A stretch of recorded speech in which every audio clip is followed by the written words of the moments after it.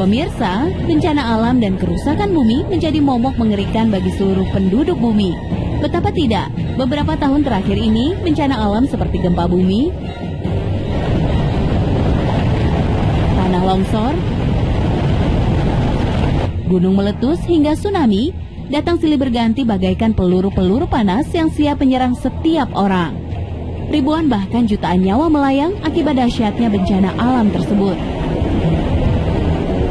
Tak ada bencana yang tidak membuat kita sedih, tapi sesungguhnya bencana adalah ujian dari Allah Subhanahu wa Ta'ala agar manusia lebih beriman kepadanya. Bencana juga sekaligus sebagai hukuman atas tindakan manusia yang kufur atas nikmat Allah melakukan berbagai kerusakan keseimbangan alam serta memuja kekafiran di dunia. Berikut hal-hal yang dapat mengundang bencana alam akibat perbuatan buruk manusia. Penyebab pertama adalah adanya sifat manusia yang tamak dan serakah yang mengakibatkan rusaknya keseimbangan ekosistem alam. Allah berfirman dalam surat Ar-Rum ayat 41, yang artinya telah tampak kerusakan di darat dan di laut disebabkan karena perbuatan manusia. Allah menghendaki agar mereka merasakan sebagian dari akibat perbuatan mereka, agar mereka kembali ke jalan yang benar. Rakusnya sifat manusia yang tidak pernah bersyukur atas nikmat yang diberikan Allah Subhanahu wa Ta'ala terlihat jelas dengan terus-menerus dan makin tak terkendali melakukan eksploitasi sumber daya alam tanpa diimbangi perbaikan. Dalam surat Ibrahim ayat 7 tertulis, "Dan ingatlah ketika Tuhanmu memaklumkan, sesungguhnya jika kamu bersyukur, niscaya Allah akan menambah nikmat kepadamu. Tetapi jika kamu mengingkari nikmat Allah, maka pasti azabku sangat berat." Seperti halnya dalam kisah sahabat Nabi Umar bin Khattab. Umar selalu mengucapkan Alhamdulillah baik ketika mendapatkan nikmat dari Allah maupun ketika dirundung musibah. Pemirsa, penyebab turunnya bencana berikutnya adalah telah merebaknya berbagai kemaksiatan dan dosa besar di dunia. Salah satunya yang paling parah dan berbahaya yaitu perbuatan zina yang telah dianggap wajar oleh sebagian besar orang.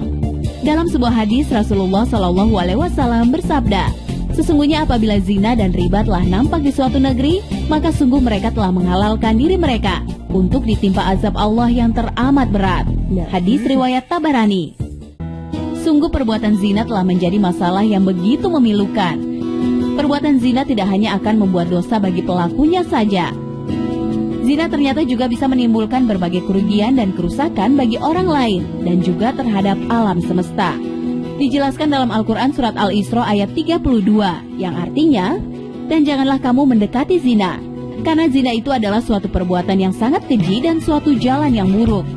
Akibat buruk yang ditimbulkan zina tidak hanya berupa bencana dan kerusakan alam, namun juga azab berupa penyakit mematikan.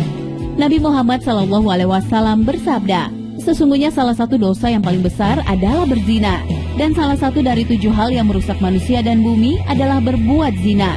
Dan ada 5 hal yang menjadi penyebab suatu bencana, salah satunya adalah bila suatu kaum berbuat cabul dan zina, sampai mereka melakukannya dengan terang-terangan. Maka mereka akan diserang oleh penyakit-penyakit yang belum pernah dialami kaum terdahulu mereka." Hadis riwayat Muslim. Hadis Rasulullah ini terbukti. Akibat makin merebaknya perzinahan dan pergaulan bebas, muncul berbagai penyakit menular yang mematikan, seperti lis. Semakin ironis karena berbagai penyakit tersebut juga menular kepada orang yang tidak melakukan perzinahan. Nauzubillah min zalik. Zina tentu saja dapat dicegah dan dihindari. Agar terhindar dari segala bencana dan azab dari zina, yang pertama adalah dengan meningkatkan iman dan takwa kepada Allah Subhanahu wa Ta'ala. Karena dengan mendekatkan diri dengan Sang Khalik akan menjadi benteng diri yang kokoh dari berbagai perbuatan dosa. Yang kedua, pacaran termasuk perbuatan mendekati zina. Rasulullah SAW bersabda, "Janganlah seorang laki-laki berdua-duaan dengan seorang perempuan yang bukan muhrimnya. Sesungguhnya setan ada di antara mereka berdua." Hadis.